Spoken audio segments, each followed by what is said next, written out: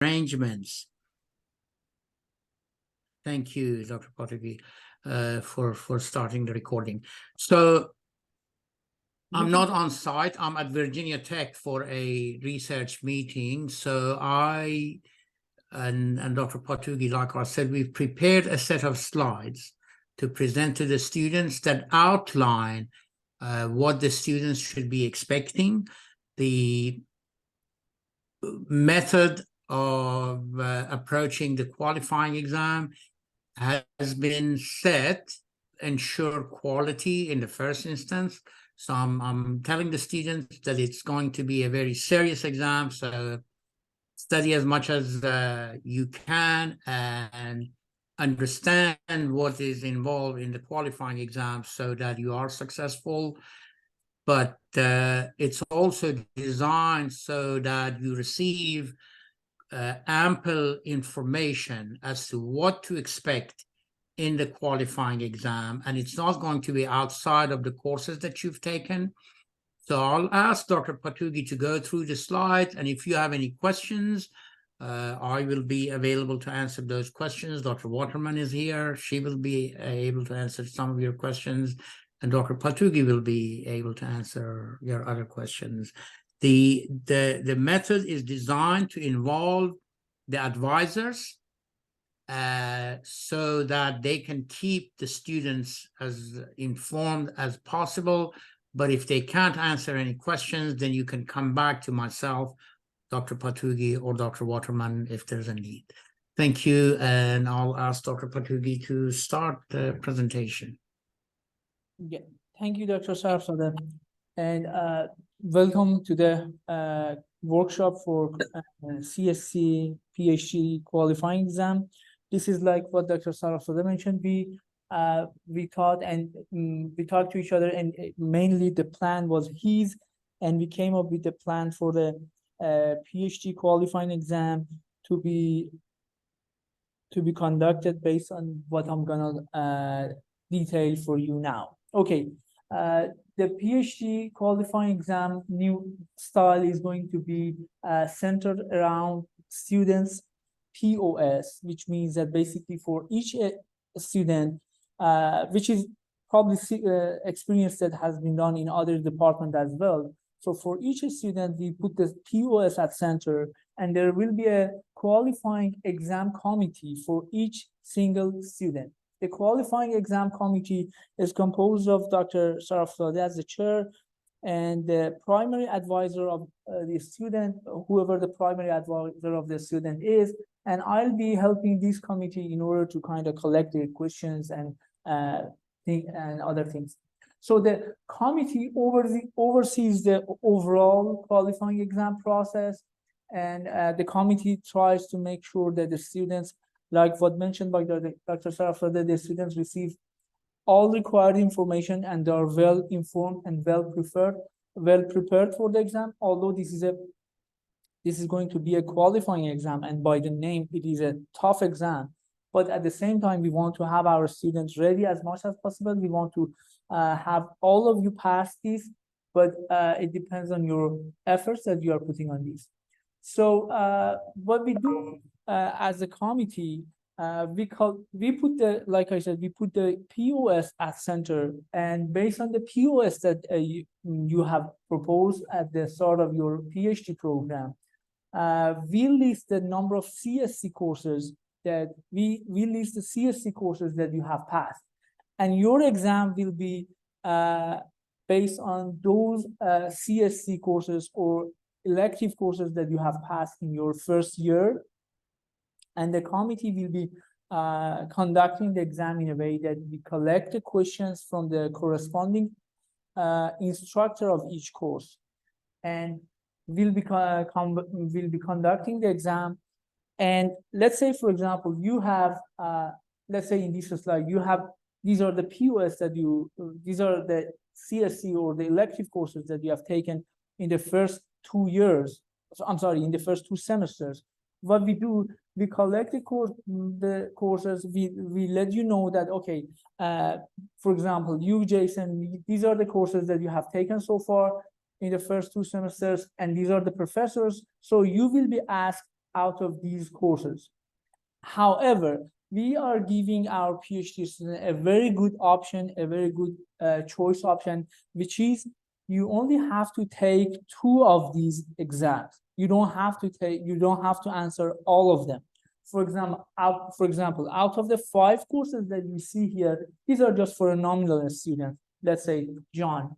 For John, we are saying that, John, look, you pass these courses with these 5 instructors, with these 5 professors. You will see the questions from each of them for each course in the exam. However, you only have to answer 2 courses and specify the courses that you want to answer. And what is the time that you specify that? That is the exam time. So you don't have to tell us in written or whatever. You keep these courses. You get prepared for as many of them that you like, but minimum is the 2. And in the exam time, you select 2 of courses. So you will, in the exam time, you will see, for example, let's say 5 questions, and for each question there is a course and course code and course name. So you will see that, okay, the first question belongs to this course, the second question belongs to this course, and so on. And at the exam time, you tick 2 of those 5 or 6, whatever, and you answer them. And those 2 are the 2 that the committee again collect your answers, and committee will ask the professors, the instructors, to grade those 2 questions. And based on the grade that any of our PhD student receives, we decide if they have passed the QE or not. So this is a very short and kind of a general description about how the qualifying exam is going to be conducted from now and then. So I basically mentioned all of these things, I guess. And like I said, you pick 2 out of a number. It might be 5 for some of you, it might be 6 for some of you, but it'll be 2 out of something. One thing that I need to mention about the I guess I mentioned this, that the committee contact the professors and collect the questions, and then take the exam, and then ask the professor or instructor to grade the questions or the exam sheet. I mentioned that. Another point that I'm willing to mention is the fact that the questions that you will see in the exam for each course, they are final exam-like questions, which means that if you have already taken that course, if you have already passed that course with no difficulty, you should make sure that you get to the same level of preparation when you come to the qualifying exam. The questions are not, for example, like a take-home like question, or they are not very big, super big question that may take a couple of days, or they may require extra research. No, they are final exam-like questions that committee collects, and committee makes sure that the questions are compatible with the course syllabus. And after committee collect that questions, you will see them in the exam time. And again, students pick questions at the exam time, 2 out of whatever, 5 or 6, and then answer. Okay, looking at this table that I said it is for nominal students, we may have situations that our PhD students, they have taken courses out of the department. For example, here I listed machine learning and data mining, CSE, from computer science 805. Okay, in such cases, this is the committee who is responsible to find or to contact the professor or the instructor of that course in a different department and ask them for final exam-like questions. Committee will do that, and based on the conversation that we have had with Dr. Waterman, this is something that has happened before, and faculty members in other departments are open to do that. We also should be open to do that. So committee contact the faculty member or the instructor and asks for question, and they conduct the exam. And again, your answer will be graded by the same professor. There might be situations we have some students who their professor for some course that they have taken, they left the university. In such cases, again, which are case by case, if that thing happens, again, this is the committee who comes up with the new or substitute instructor and asks them to define courses, to define questions for that specific course. We try to capture almost all of the corner cases and exceptions that may happen. But even if anything may happen in future that we haven't captured it and we don't have it in our kind of current documentation or style for the exam, this is the committee's responsibility to take care of that and case by case manage and handle the qualifying exam for each and every PhD student that we have. So I guess I'm done, Dr. Sarafzadeh. If you have anything to add to this, please go forward. And audiences here, they can hear you. And after that, I guess we can take the questions. You are muted, Dr. Sarafzadeh. Well, I was just thanking you, Dr. Patogi. Sorry about that. Thank you very much, Dr. Patogi. Well presented. This is exactly what we've decided as a committee, and advisors who care for the best outcome for their students and want to ensure the quality of their outcome have had input into this where possible. One thing I want to add to what Dr. Patogi said is that I will try to give all the students access to the Blackboard page for each of these courses, so that if you want to review the course that you've taken, you can. I will need Dr. Waterman's help probably to do that, but I have a contact name. I want to thank Afia for giving me that contact person's name. I will contact them, and if I run into any problems, we'll try to sort it out so that you have access to the content and you can see everything that happened in that course and you can prepare yourself for the course. We don't want to put you in a situation where you don't know what's happening. We want to make sure that you and your advisor are well informed. However, I will collect the questions. I will not administer the exam. Dr. Waterman will administer the exam, and we will kind of make sure both the quality are ensured, and the main thing I want to stress, I want to make the qualifying exam a quality exam, but also a great experience for our PhD students.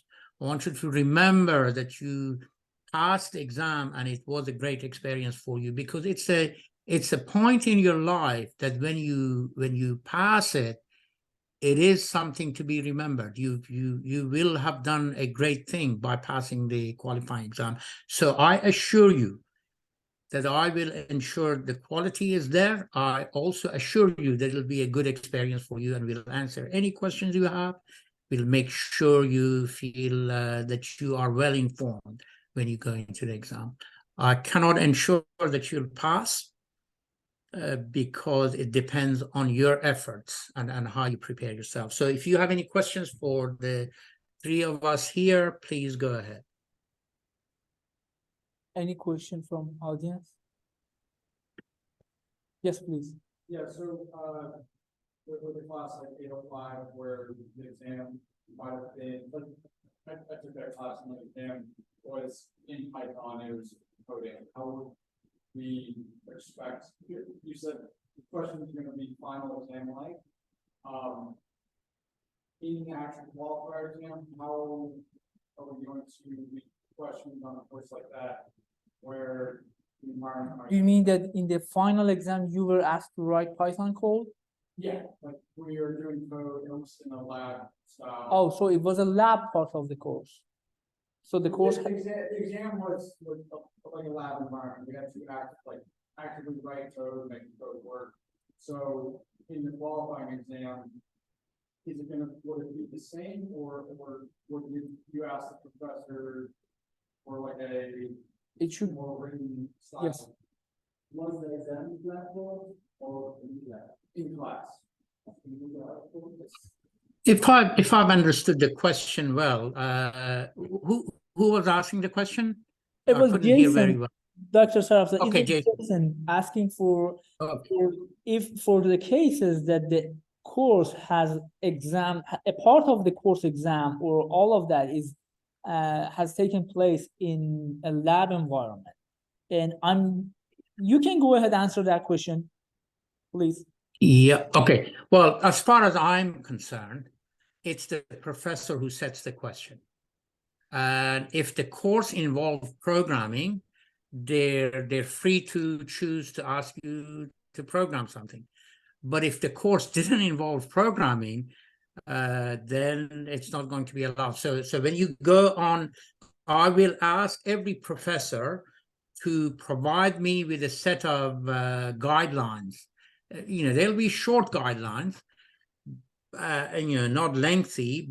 So you'll have access to your Blackboard site, Blackboard page for the course, but also the professor will tell you, okay, here's the scope.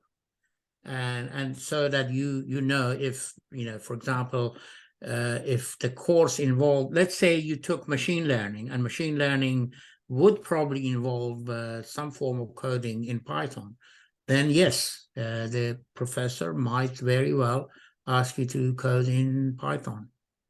Yeah, one thing that I want to add is one of the things that the committee will be doing is that the committee contacts instructor and collects some information. That information is for sure the course syllabus, and probably if we can do the access to Blackboard and materials.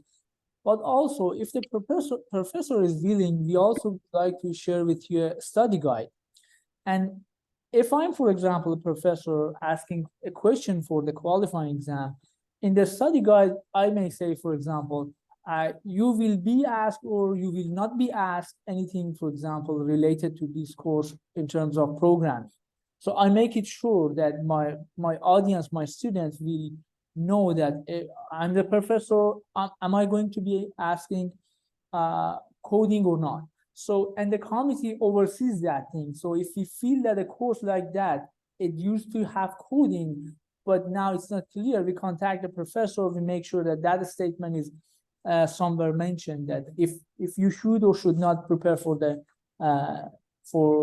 coding part. So basically, the committee tries to make it as clear as possible, the whole exam process and also each course. For the exam process, we can do it for sure. For the course side of that is something that we need to work with the professors. As much as they provide us information, we provide you the information. Dr. Waterman, do you have anything to add, please? If you have, please feel free. Yeah, sure. So first of all, I just want to quickly say that I really like the way that you all have laid out everything. It seems like you've thought about various scenarios.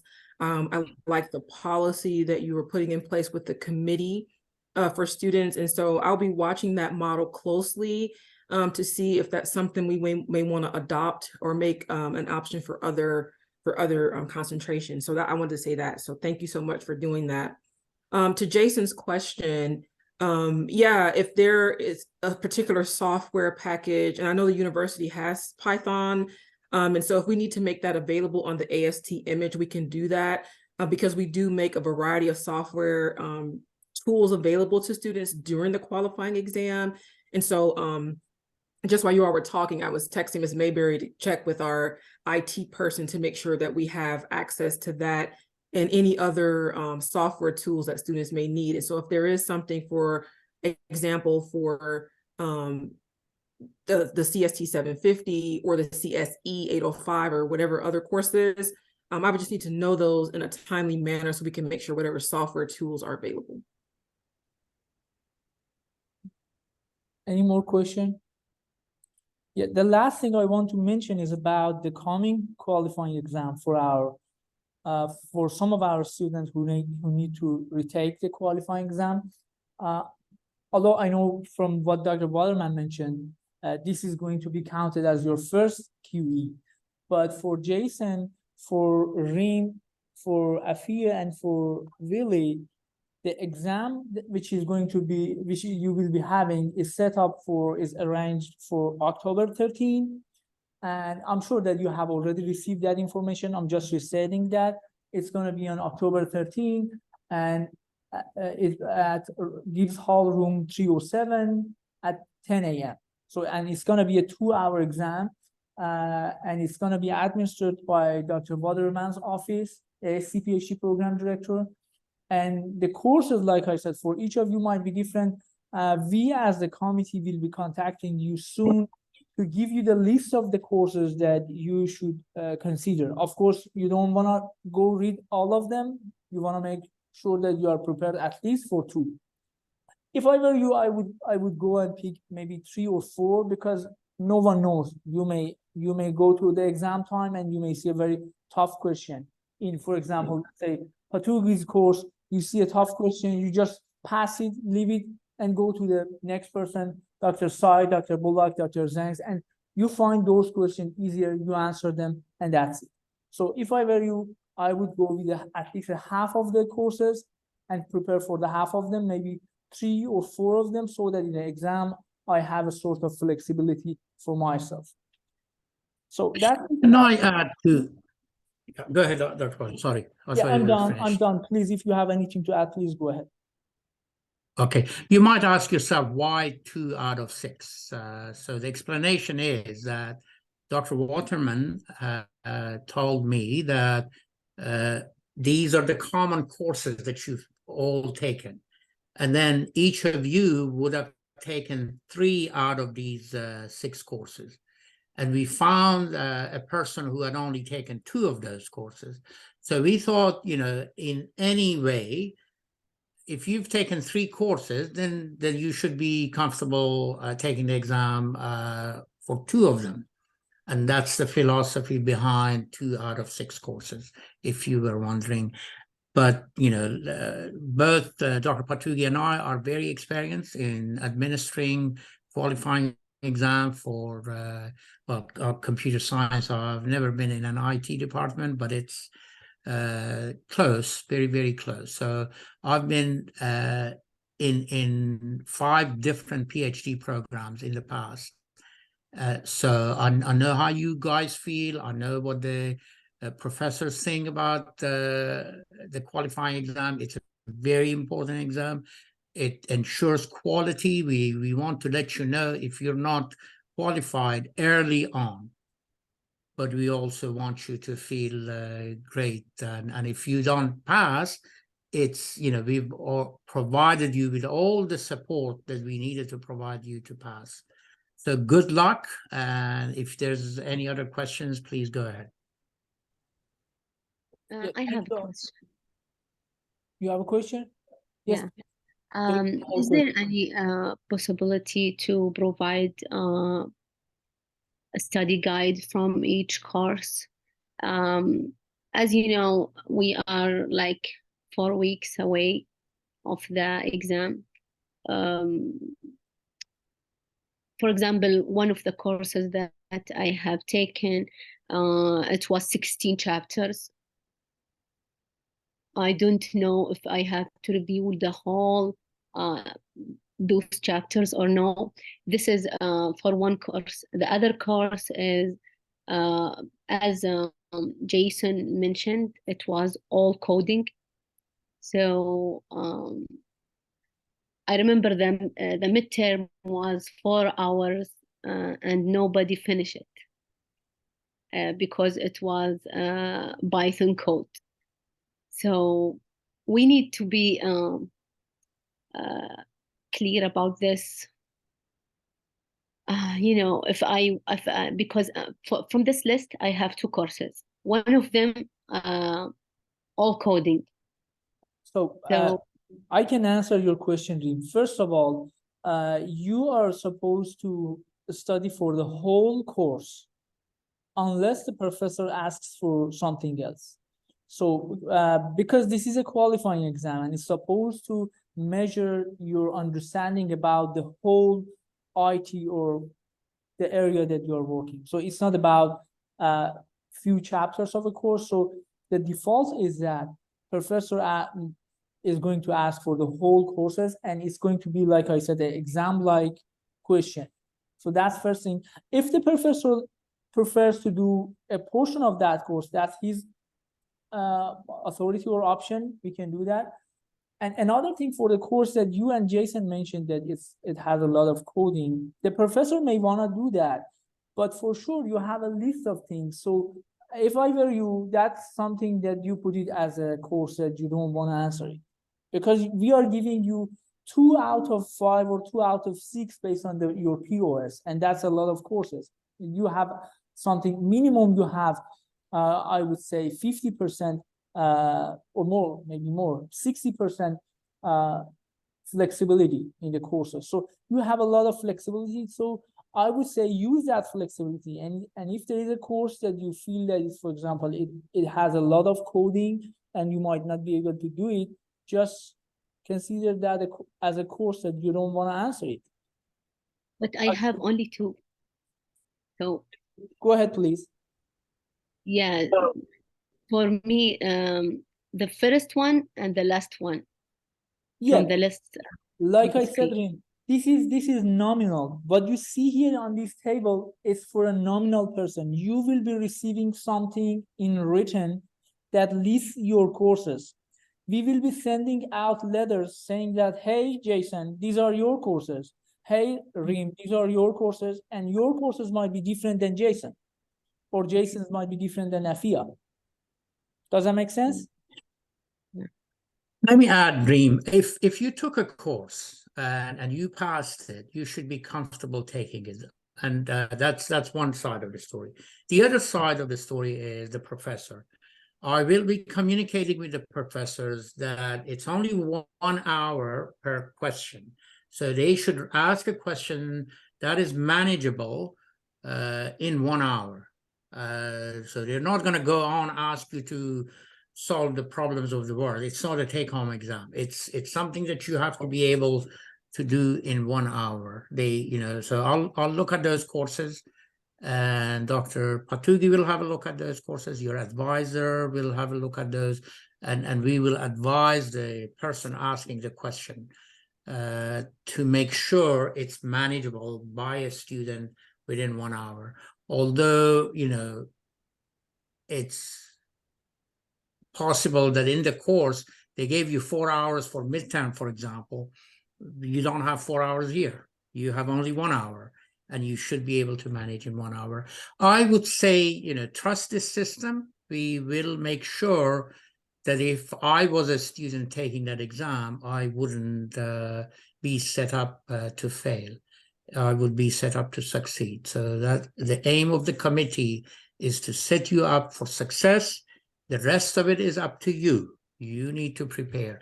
And you've got 2 courses here. You said you've taken 615 and 805 out of these, and not any other ones, right? Yes.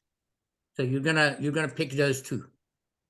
Unless you have expertise in other ones, I mean, we are allowing you to pick a different course. It doesn't. So these are the 6 courses. Pick 2 out of those 6. I should add something, Dr. Sarafzadeh. We need to look at Reem's POS. She might have courses that they are eligible. Any CST 700 courses, you can substitute them. Basically, like I said, this is a POS for a nominal student. Yours might be different. So Reem, what's working in your favor is that you have a committee, you have a qualifying exam committee. Your advisor will be on that committee. So I'm going to meet with the committee for each student and say, okay, here's the courses that we're going to ask questions on. And if they feel you've taken other courses that we have not included here, we're going to correct it. So we're going to add that course. So if you have other courses outside of these that you've taken, and they're specialization courses, and we haven't included them, that's an error that your advisor can correct. That's why your advisor is there. Okay, thank you so much. Sure. So I'll be meeting with Dr. Al-Qahtani next week, early next week, because I want to complete this by the end of next week. End of next week, all the people setting questions will have the instructions from me to advise them that we need questions from them. And if a course is not included, we will make sure we include it. So talk to your advisor, who's the best person to give you advice, and we will be talking to him or her, whoever your advisor is. So, Dr. Patugi, I have a question for you. Looking at this list of courses that you have on the screen, a lot of these, or almost all of these, I took during my master's program. So will I be able to select these on the qualifier, or will I have to go with some of the substitutions that I use for this PhD program? Yeah, I would say something really that applies to you and everybody else. We start from your PhD POS. Your PhD plan of study is the place that we start to determine the courses that you need to get ready and prepared for. And courses on that list, they're primarily the first courses that we put. But if you would like to replace them, this is basically a new situation that is coming up. And you are basically saying that we have a student with some POS, but that student wants to replace some of the courses. I guess this is something that, again, committee can consider and decide about it. What do you say, Dr. Saraswati? Yeah, I want to add that the plan of study is our guide. So we will go by your plan of study. We're not going to go outside of the plan of study. And we will identify the common courses for all the students. We will ask the professors to ask questions. If you happen to have taken that course in your master's, then so be it. You can answer a different question. So you're free to choose, and next round of the qualifying exam, it'll be a different set of courses. It won't be the same courses. It'll be courses that you as students have taken. And it won't be outside of your plan of study, because we don't know what you might have taken in your master's. And that's irrelevant to the PhD. You've already been admitted, so your master's becomes irrelevant. Your PhD is the main source of information for us. And we get that from Dr. Waterman, so it's accurate. And we select the common courses between the students, and that's where we're going to go. Okay. Yeah, thank you. Yes, please. Well, I really do like the way that you all are explaining this, because it is spot on with what the other concentrations have been doing. They look at the students' plans of study, they cross-reference that to the student's transcript and see if, in case a student hasn't, for example, taken something that's on their plan of study, and they go with that plan of study in those courses, and they come up with a common list. There may be 6 questions, there may be 5, there may be 8. And then the students write the number of questions that they're told to write. That's exactly the way that it works. We have a question from audience here inside the room. Yes, please go ahead, Matt.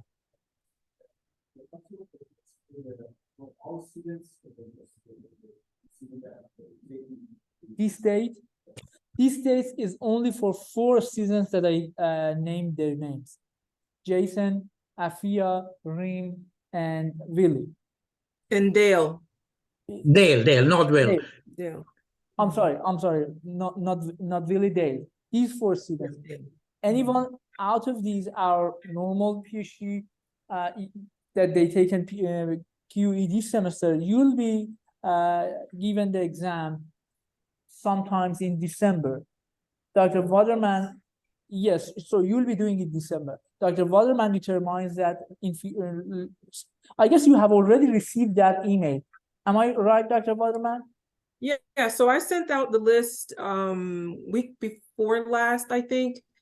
So students who are taken in December have been notified already. Okay. And so that exam will take place on December the 20th. And so I already sent out the save the date for that, for students who are taking it. So if those students are in the room presently, this is a good place for them to be, because they're already getting an idea of what they can expect a few months down the road. I think it was a good idea. We recorded this meeting. I put it somewhere on the web and share it with the students so that they can probably, because we have some of our next round students who are not here. Later they can refer to this recording for the reference. I just wanted to add that I've been very impressed with the way Dr. Waterman had set up the AST program. It's great. You know, it's both quality and also ensures that the students are not given anything outside of expectation. And we followed most of that except for what is relevant to the concentration. And I think you have a great system, Dr. Waterman. Thank you very much. Thank you all. Any more questions from anyone? Audience here or audience on Zoom? Okay, I appreciate everybody's time and I'm gonna stop recording. Have a good rest of the day. Have a good weekend. Dr. Patugui, if the students have any more questions, I'm happy to receive your questions and I'll respond as soon as possible within less than 24 hours. Okay, yeah, that's also an option that you have. You can email him anytime. Thank you. Thank you. Thank you, Dr. Patugui. Thank you.